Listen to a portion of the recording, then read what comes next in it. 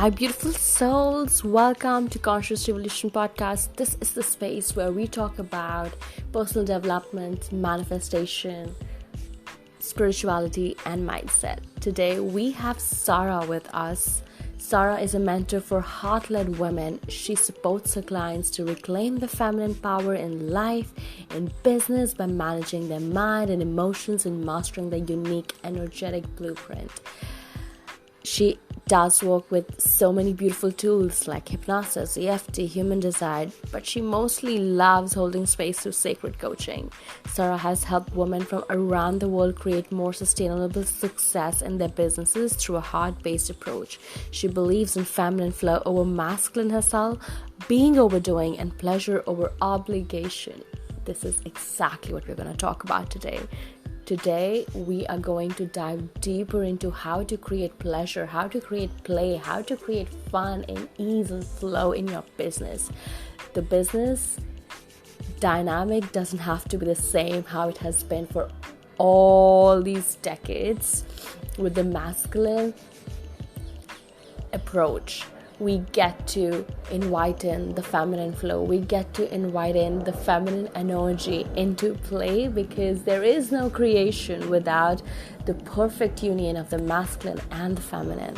And so this is what we're going to be talking about, diving deep and exploring different elements of how can we bring in all of these beautiful things, play, pleasure, flow in our business, because it does not have to be a struggle. It does not have to be a hustle. It does not have to be something which you suffer through. We get to create through joy. And I'm just so excited to dive into this podcast with Sarah for all of you. So enjoy.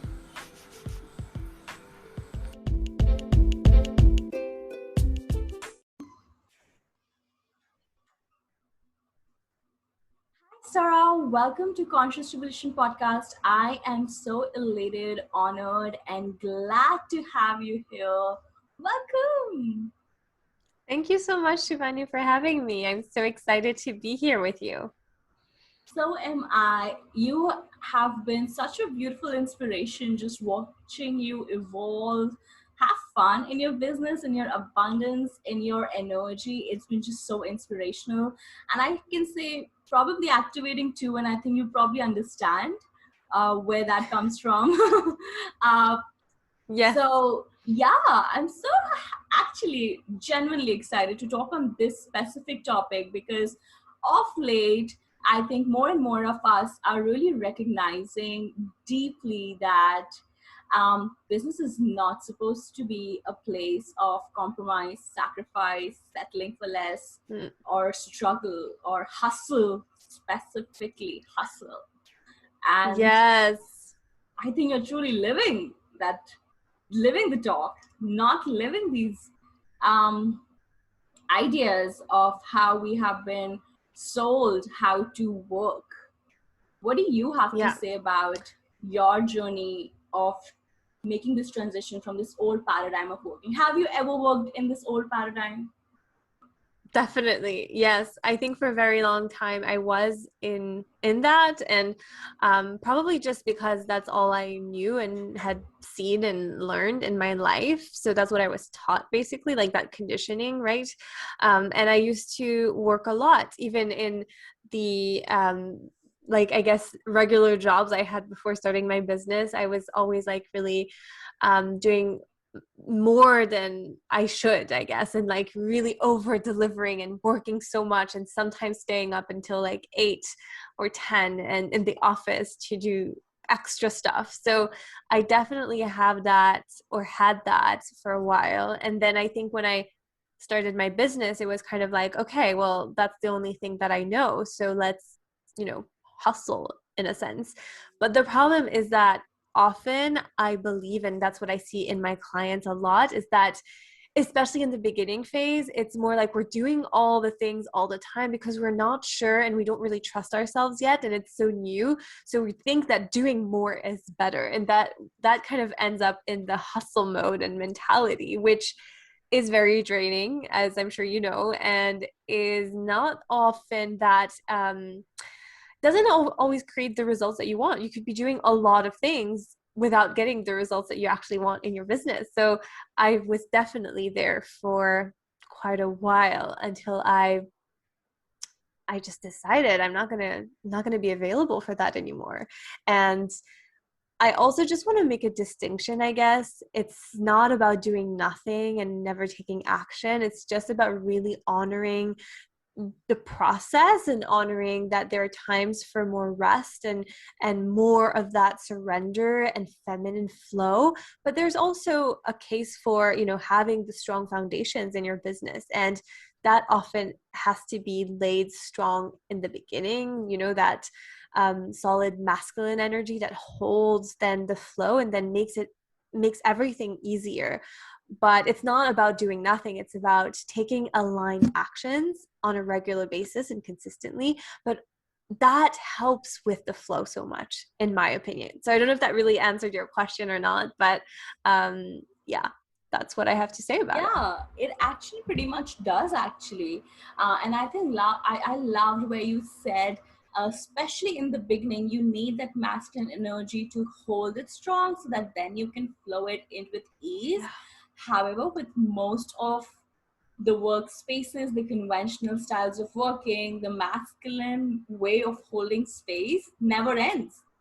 I No, have yeah. worked with startups. I have really seen a lot of startups actually grow in front of me. And to be very honest, it was one of my most, like, my biggest resistance to start a business was because I was seeing all these newbie entrepreneurs hustling and struggling and getting, and I was like, I don't want to say I'm lazy, but I just feel like there ought to be a better way. I don't want to Yeah. compromise my well-being creating a wellness business. That's that would be kind of that would not Such be a very in integrity paradox. with it. Yeah, Yeah, yeah. absolutely. Absolutely. So yeah, I would really just, I'm curious, did you kind of adapt into this feminine flow as a mindset coach after you became a mindset coach, a spiritual coach, and you learned on the way? Or was it like you first honed into this energy and then you started your spiritual mindset business? Like, how did it go for you? Mm, that's a really good question. And I'm thinking back, I think that when I had the first kind of chapter of my business, which was very much focused on life and spiritual, like life coaching, spiritual kind of life coaching. And now it's more intuitive business, I guess, but there's still a lot of elements of life coaching as well. But I think that even when I started, I was actually doing much more as a spiritual life coach. I was like hustling more than I am now as a business coach, which is very interesting. But I think it's also for, the reasons that I mentioned before. When you're just starting and you don't necessarily know what you're meant to be doing to create the results, and like you think you have to be doing all the things, and yeah, I think that's partly why. But I think that I also had to learn to lean into the feminine flow more, right? So I had to learn more of that surrender. And I think maybe also being an MG, we want to go fast and move forward a lot, and we have often, not always, but we have a lot of energy to be doing. And so I think that sometimes it's like, oh, how I think in the first year I wasn't really taking weekends off, honestly. I was like working all the time. And it's great when you love what you do and you could be doing work every day, all day long, but at the same time it's not very sustainable, is it? Yes. So I had to really learn to, like, first of all, take some time off, weekends and things like that, and start leaning more into the feminine. So to answer your question, I think it wasn't like that when I first started my business. I just had to implement that at some point because, also I think that there's also the case for the boundaries, like setting boundaries, like I'm not going to be working on weekends. That's a masculine thing, but it helps then for you to surrender and be more open in the flow and the feminine. Yeah, one thing that I'm off late really tapping into and learning is like how discipline creates freedom. And that's Yeah. something which is like such a beautiful thing which is coming on, because for me personally, discipline has been such an ugly word, honestly, for being a dominant feminine energy. uh, I always wanted to be more disciplined, but because I was never Yeah. able to be disciplined, there was so much of sense of failure and shame and Yeah. guilt around that. And I think that's why most of us have it, especially when we start our businesses. How can I take a weekend Mm-hmm. off? I'm not earning enough. I'm not worthy enough. Yeah. I'm not there yet. Yeah. Who am Yeah. I to take a weekend off? Look at other people working like 10 hours a day, even when they have probably been in business for 5 years. Mm. At what point did you actually do that? You could actually tell yourself that it's time. I can do this. I'm Mm. worthy of doing this. And I need this, most Mm. importantly. The weekends and the time off, you mean? Yeah. Yes, yes. I think it took me a while, to be honest. I think it took me well into 2020. I think maybe 2020 forced me to slow down, to be honest. But And you for started your a business time in 2019. So yeah, in so I had been almost a in year. business for at least a year, more than a year, to be honest, when I realized, okay, this is not working. And actually what is interesting is that in lockdown, I was working much more and I was doing much more than, because I didn't know what was a weekend, what was like, which day is it? I had no idea. So it was kind of weird. And then I think it was around the summer when I started working with a business coach and mindset coach. I kind of shifted into more of not just I'm running this business, but more I'm actually, you know, a CEO, and I have to have like, you know, these kind of, I guess, not rules, but kind of guidelines and those boundaries again, and a sense of discipline, right. But I think Mhm. for me it was more like yeah, I think the discipline is an act of, you know, self-love and also devotion in business. And it was more from that perspective that, you know, I need to be able to fill my cup. I need to be able to rest, and really then will I be able to give my best to my clients and when I show up in my community and my audience and all of that. So I think it was really after a year and a half almost that I I took the leap and took my weekends off, which was Yeah, a that. very big shift for me. Yeah. And what shifts did it kind of like began for you? Like what started shifting in your reality? I'm sure the starting in the beginning was probably subtle, almost Mm, unnoticeable. How did it kind of like land yeah. up in the bigger picture of your business? Well, I think it just opened up so much more spaciousness to be and to receive more, right? So Mm. what was really interesting is that I started realizing that I was receiving more, whether it was inquiries about working with me or even money and things like that. Oh, should I pause? Yeah, Sorry. probably. It's okay, I'll Oh, edit it out. sorry. No worries. So yeah, I just wanted a second. Basically, I'm your audio is getting cut, so I'm not sure if it's my headphones. Let me just change my headphones. Okay.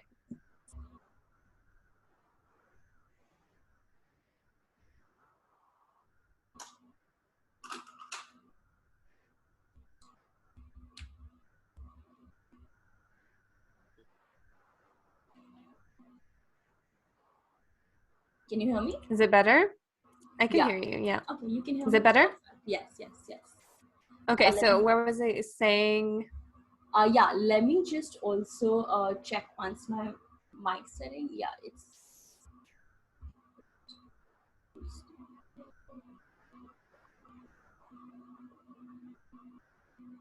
Yeah, you can hear me, right? Mm-hmm. Perfect. Awesome. So yeah, you were answering about perhaps Oh, what did it shift in what did my it life? shift in your business? Yes, what did it shift in your business? Hmm. It just really opened up so much more space and spaciousness to receive and to yeah, to be and to really fill my own cup first, and fill my, you know, like fully fill myself up and experience more of that pleasure in life and in business, because I feel that's very connected. And that really shifted everything, because I realized that it wasn't about working more or working harder, but just like, doing the simplifying as well, and doing the things that actually make a difference, and focusing on that, and really just narrowing down on that. And that just kind of amplified the results, and I would receive more when I was like on a weekend, or on near the pool or at the beach and things like that. I was like, oh, okay, so there is something here. It's not when I'm like so focused and in that more energy of like doing that I receive more. It's really when I just allow it to kind of open up and receive. That's when it comes. Yeah, and I think most of us in the mindset spiritual space have discovered how magically our phone pings with those payment notifications when we are taking a day napping, or when we are taking a day off. Yeah. And to the outside world, it might seem magical, but obviously there is specific energetics involved there, right?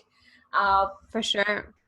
uh, what do you think they are? Like, what do you think really actually shifted energetically when you started giving yourself, say, 3 days a week off? And that's so brave. I just want to like say that's just so brave, rebellious of anybody right now to do that. Actually, like far away from being lazy. For me, I think right now we're just breaking so many patriarchal systems and patriarchal Yeah. crutches, that something like this is like, I really want to bow down to you, because it's such an act of uh, this is true feminism in true essence, actually. I love this way of seeing it. I never thought about it as being like a kind of a rebellious act, but you're right, in a sense. It kind of is, right? Yeah. But yes, to answer your question, what do I think it is? I think it really goes down to alignment, and when you are in that alignment, energetic alignment. So what I mean by that is aligned in your, so for example, whatever result you want, if you're wanting to attract more clients or money or abundance or whatever it is, right? That's the vision, that's the goal that you're holding. And then you want to make sure that you're aligned on a mental level. So your thoughts, the mindset perspective, right, are aligned with that, and that your emotions and your feelings are also aligned with that you're not like in that anxious contraction mode. And then also what you're doing. So when you are taking action, it is aligned action that moves you forward so much more than just like, I need to be doing, and like that's kind of stress, like do all the time, and run and go. So I think that alignment, first of all, changes everything. And that also, I think, opens you up to the feminine magnetism, right? So you just kind of receive so much more from that space of surrender. I think that we've all experienced when we're like so focused, and like that energy of contraction around like, I have to make it happen like now, and if it doesn't, like it's, I don't know, the end of the world or whatever the mind makes up. And that like creates so much like contraction literally in in your body, that it's almost impossible, not fully impossible, but it's almost impossible to receive. It's yeah, I think it's just, imagine you're clenching your fists. How can you hold on to anything or receive anything in your palm? When you open up, just allows that to come to you so much more effortlessly, I think, right? So Also, I love how so you're yeah. explaining that. I think like the feeling of contraction, like Yeah. also I think you receive with an open heart. And when you're like in the space of Yes. tension and holding on and contracting, you literally, like when you're tensed, when you're anxious. I think for me, last month with Mercury retrograde, I was just caught up in so many tech issues, and there was a point where I was just like so fixated, like what the hell is this not working? What should I do? And there was so much of tension and anxiety. And yet, like as you speak, I can just feel into like how our body posture literally contracts, and this is not a Yeah. space to receive. And when you Yeah. actually be in this position of an open heart, that's when you kind of are able to actually receive. And Yes. it's funny how when we are contracted, we are in this place of I want it, I need it, I need it. And that's not, as you said, almost impossible to receive at that point. But when you're like, it's chill, I know what's for me Yeah. is for me, that's when you actually receive. Right? Exactly. And I just want to add on that something that just came to me, because when we're so focused on what we're wanting, I I think we all fall into that sometimes, right? So this is not to say that, I'm perfect or anything like that, but I definitely fall into it sometimes. But when we're so focused on what we want and that's not there yet, we're actually focused on the energy of lack, because we're like, okay, I want this. It's not here yet. I want this. It's not here yet. And that's kind of the loop or the spiral that we're repeating. And that's what we're actually creating: more lack, more wanting, more contraction. When, like you said, when we open up and we, surrender, I guess, a little bit and just chill and make that space, that's where things can come in. Right. And also, I think maybe cultivating more of that gratitude for what we do have and what we are creating, and trusting that it's coming in the perfect time, divine time, that just accelerates the process also.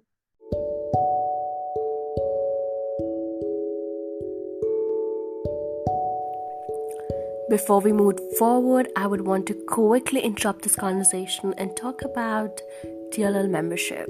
DLL membership is a space to help you embody your next level healing and dream life through conscious mindset and spiritual work. As a member, you get access to a library of workshops created by me and with new additions each month. Each month, we pick up a theme according to collective or astrological energy, something that I'm moved with, something that I'm excited about. And I know that because it's come into my energetic field, it is for me to offer to you too. So in this space, we'll be committing ourselves all the way in to explore this theme or topic of the month. The workshops are based on spiritual healing, inner work, mindset reprogramming, as well as manifestations. All the aspects which actually contribute to creating the highest version of ourselves that we have, free, worthy, happy, and radiant. As a DL member, you also get access to foundation courses of self-love, inner child healing, success mindset, and heart chakra, along with so many bonus resources. And yes, you don't have to do any of this alone. We have a community portal as well as monthly coaching calls where you can share, ask, and receive from me. This is truly one space I wish I had a few years back when I just had my spiritual awakening. If this interests you, click on the link in show notes and get inside the membership. As a podcast listener, you can also avail 10% off on your first payment with coupon code podcast10. Find the details in the show notes. And now, let's jump back to the episode.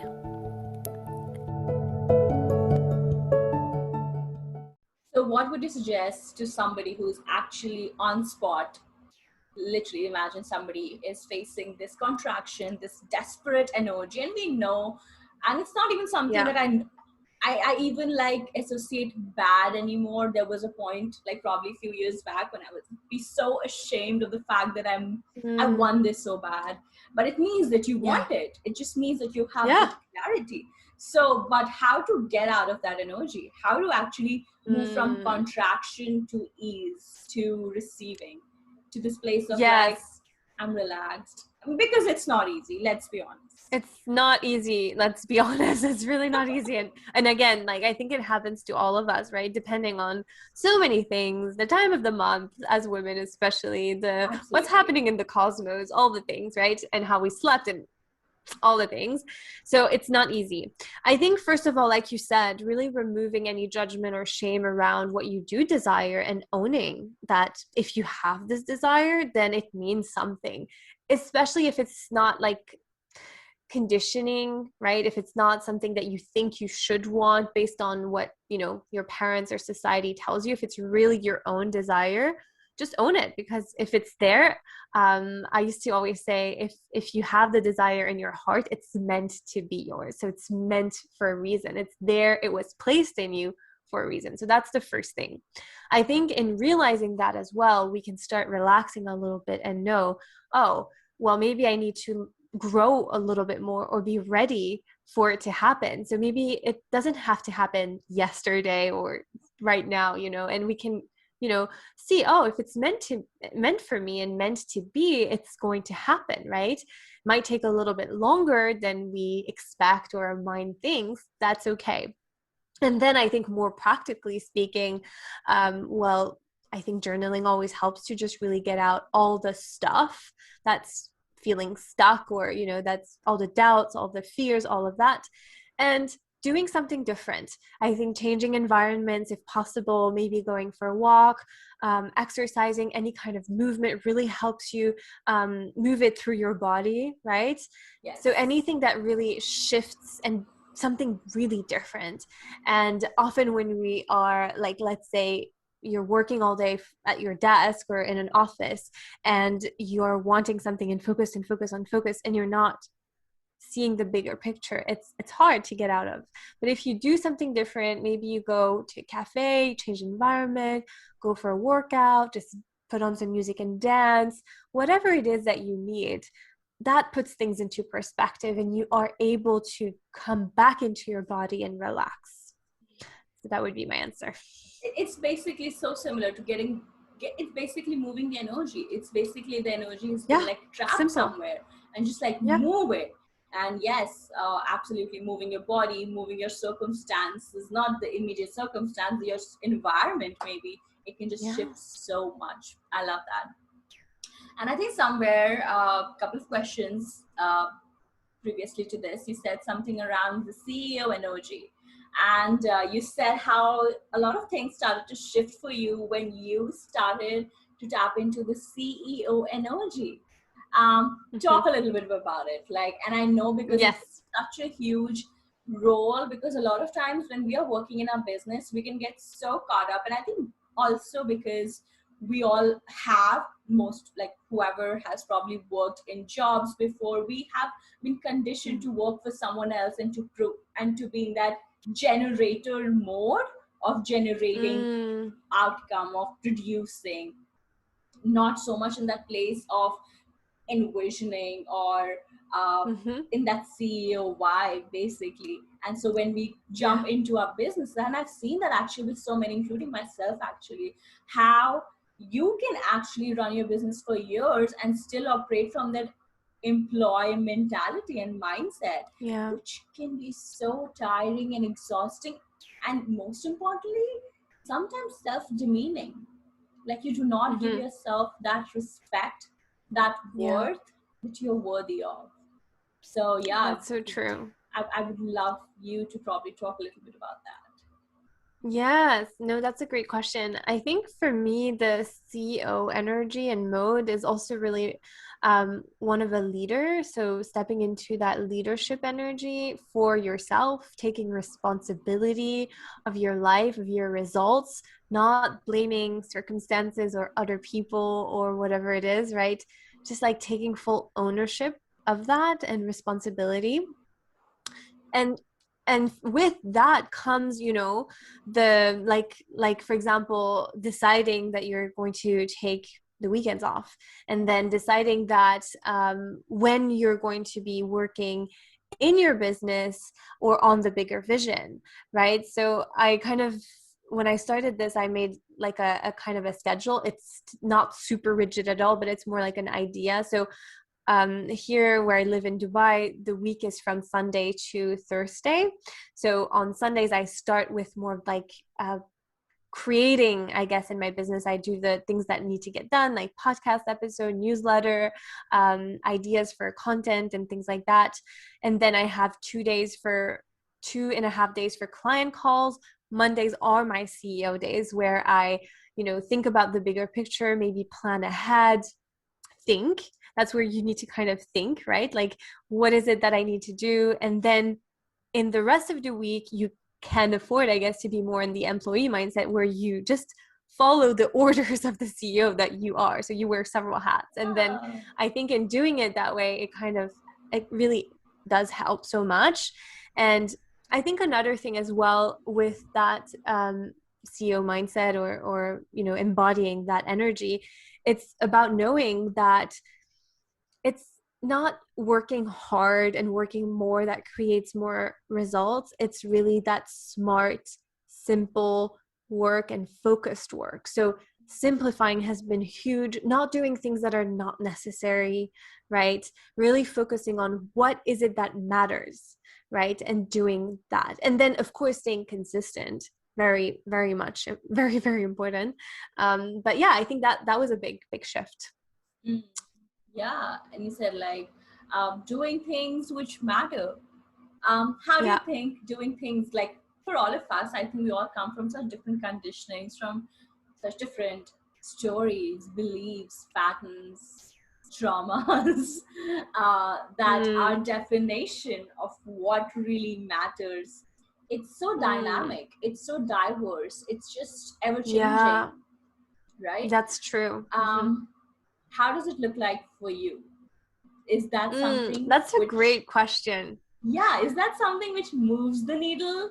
Because for me, I think before I worked with a coach this year, like I was doing so many things. I was to a point where I was like, oh my God, do I need to like hire somebody or something? And then I remember how she kind of like asked me to just give away things which do not make me happy. And maybe that's my MG way of working, but that really, really helped. I was just realizing I don't even know why I was doing half the things there. Yeah, I know, right?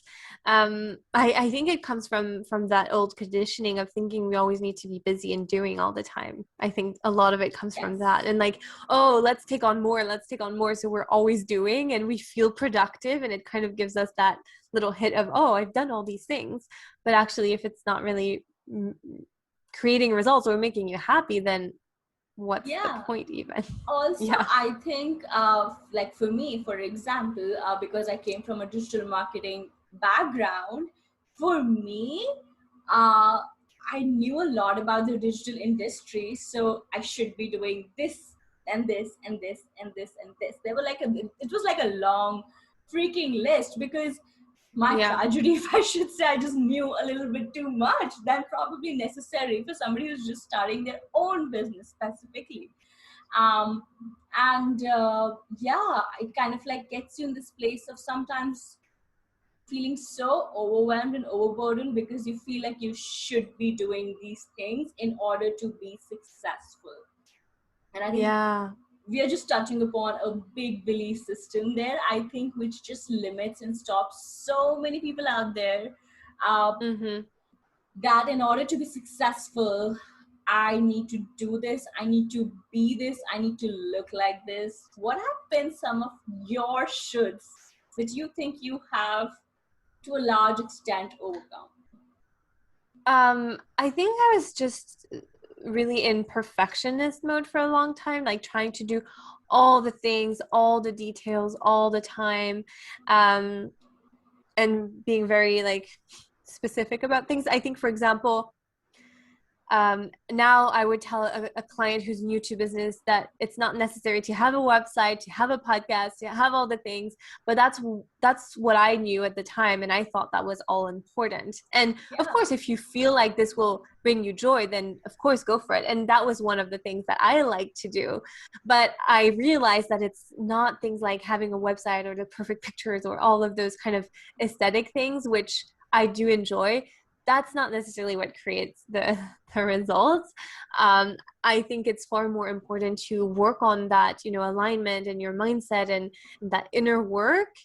Obviously, also taking care of your health and everything that's needed, and then doing the things that will actually bring your business forward. So connecting with people, maybe some content, maybe some soulful selling, something that actually tells people about your offer and that shares that and moves that forward. So I think so. Basically, what moves really the needle ahead, like what really moves the needle, things which are like the most important and obviously that should be the things actually somehow, somewhere, which gives you joy also, because then why Yeah, are we doing this? Like, again, I think somebody told me a couple of exactly. months back, like, if we had to do what we did not like doing, we would have continued with the jobs. Why we would have started our own businesses? Like, that was Exactly. the whole freaking point. Exactly. Yeah, it was. But I think we all tend to forget at some point, and then we're like, oh, okay, that's why. And we need to come back into that joy. Hmm. Yeah, and somewhere you also said that being an MG, I mean, you can understand how does it feel to actually enjoy your work so much, to love your work so much that you don't even Yeah. realize. Like, for a lot of times, your work can feel like play, and I Yeah. think that's only a very small segment of this world can understand that. But it's hella true. uh, Yes, it is. how does play look like for you in your business, and how would you probably suggest somebody to identify their play in their business and then in their Mm. life? Yeah, I think it's always maybe easier to start. I mean, for most people, it's easier to start with what is play in your life. So just like trying different things and being kind of creative and open to new experiences, and yeah, having that space to explore. So I think it would start there, and then you can kind of infuse that in your business by really choosing what makes you feel good and doing that often. For example, I really, really love my mornings. I really love my mornings. And it's not necessarily so much play, but it's just like that space and that's kind of slow mornings, devotional, all of that. So that really fills my cup first thing in the morning. And then often that kind of then infuses into the things that I do for my business. And that's kind of how I merge the two. It starts with me, like the me, that what I need on a personal level, and then it gets to be infused in business. And I think that's important because for me, business is an extension of who we are and of our missions and purpose. So it's important to really work on the person, on the soul, on all the levels first. So I think that's one thing. Then play. um I love like sharing stuff on Instagram. I always loved sharing that. I love sharing, and I'm leaning into more of that play now. I think it has to do with a lot of like creativity and just being really who you are. And obviously, sometimes I think I may lose that connection to it a little bit, and it gets more like, oh, I kind of need to do it. We all have those moments. But I think just leaning into, okay, well, what do you want to share? What feels really good and fun to you? And I've been exploring with like different, maybe editing my pictures and graphics and things like that. Like the creative side of me really loves that. Some people hate it, so it wouldn't sound fun to them. But maybe you love connecting with others, so you can start connecting with people and offering like to do coffee chats, or just maybe offering your support. A lot of people love helping and serving people, so how can you do that, right? And I think that kind of goes really well with the energy of like fun and play, because we're all unique, right? We all love different things. And I think a lot of us do love to help others. And that's what we have in common, a lot of us. So find a way to make that fun, right? I like doing, for example, some 3-day events once in a while. And I find it really, really fun showing up live on video. I love also the podcast. I love all the content creation, I think. So that's really fun to me, but I also love connecting. So that's kind of how I play in my business. And that's like the majority of what you do in your business, right? Exactly. Yeah, exactly. And then coaching, that comes next. And I also love that part. And I think that as MGs, we're quite lucky because we do like doing different things and having that diversity. So we really get to do that really well. Because the most important things at the end of the day, I believe, especially in a coaching business, are the connections with others, right?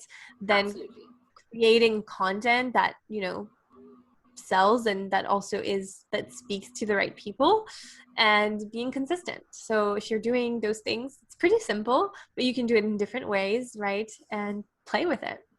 Yeah, and I also know that you also teach your clients and your audience a lot about abundance, specifically around money and wealth. So, as you have progressed in your business with going from one specific income level to the next, how, Mm-hmm.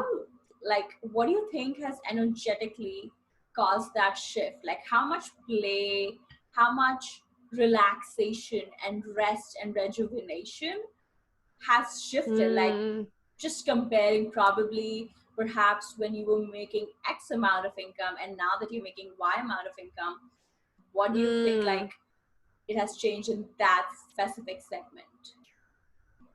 that's such a good question. And I think one thing to note is that it's so normal for income to kind of vary in different, like from month to month, right? Depending on what's going on in the business. But I think that the major jumps have always happened when I had to surrender, relax, and maybe take some time off, or was having a lot of fun. So, really, that more feminine energy, but I was still showing up and being consistent.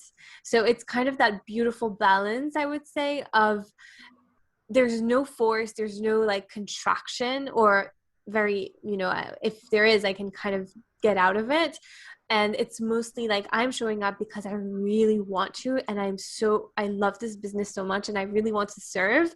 And so I'm doing it consistently, but with an energy of fun and surrender and openness. And that's always when I've had like the major kind of jumps in income. So I think it kind of goes back to everything we were talking about, right? Like how do we attract more by leaning into that? And it has proved to be true. Yeah, and as you spoke that, uh, something just clicked in, and I just wanted to share for everyone who's listening right now, probably, and let me know if you want to add something to that. Is like how actually with rest and play and rejuvenation, it's like pouring into our own cup, giving to our own Mm-hmm. selves. And when we give to our own selves, perhaps the world also reflected back and Mm-hmm. wants to reflect that energy of giving us on a physical space as Yes. well. So when we receive on an in an interpersonal way, when we receive from our own Mm-hmm. masculine, the world also reflects the same and wants to provide for Yeah. us too. That's such a good perspective. And I love that talked about filling your own cup. I also see with this that there's an image I love to talk about. It's that why we need kind of both the masculine structures and the feminine flow, the kind of that playfulness and that magnetism. It's the glass and the water. If we don't have the glass, which is the masculine, which is the structure, then the water is all over the place, Yes, right? So it's that's a my little bit more favorite messy. analogy. I think I heard someone say the river and the riverbed, which was even better. But I always like go back to the glass because I always have water next to me, and it's like Yeah, I I always see it, always and I'm go like, back to the bottle, I guess. yeah, yeah. See, and that's what's next to me. So like, if there's not this structure, this masculine, then the water's everywhere, and it's all over my laptop and my phone and my desk, and then it's like a mess, and we have to clean it up, and that's not very it's not very helpful for the water or the feminine either to not know where to go. It needs to have an idea. Okay, I'm going here, I'm flowing here. Then it doesn't have to be super rigid because it kind of flows inside it. But yeah, I Sense just of wanted to expand on purpose. that. Yeah, and then also obviously when you are filling your own cup, then you can share with others from that overflow, and then you Hmm. can then receive as well more. So yeah, I wanted to Yeah. share that. Yeah, I love that. I love that. It's perfectly kind of like explains what I said honestly in that perspective.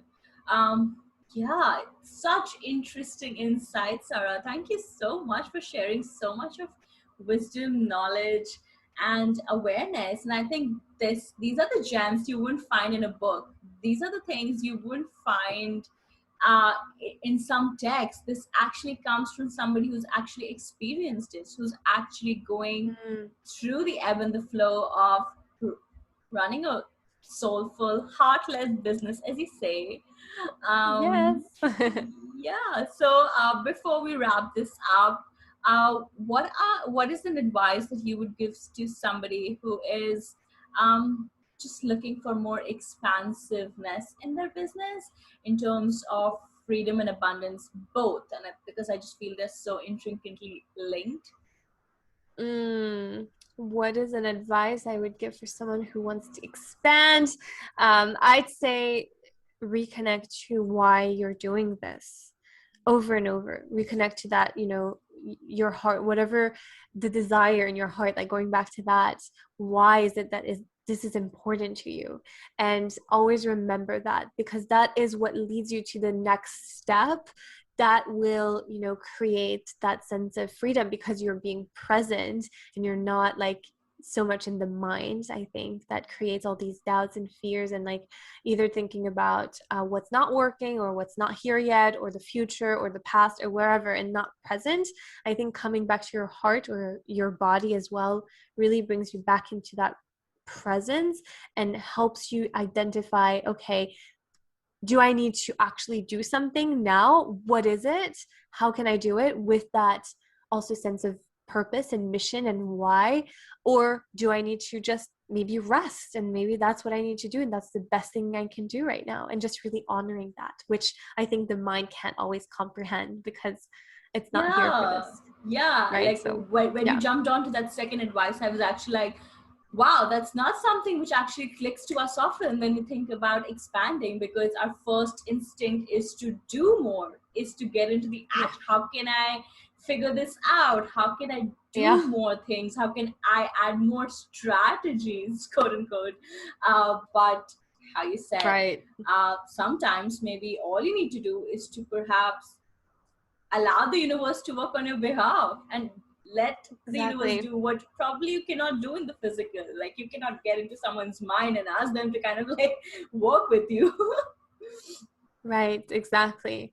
No, so I think that's the best advice I could think of and give right now. I love that. Thank you so much for being here. Thank you so much for just sharing your light. I've always just loved experiencing your energy. It was such a delight to talk to you, to share all of this beautiful stuff. Thank you.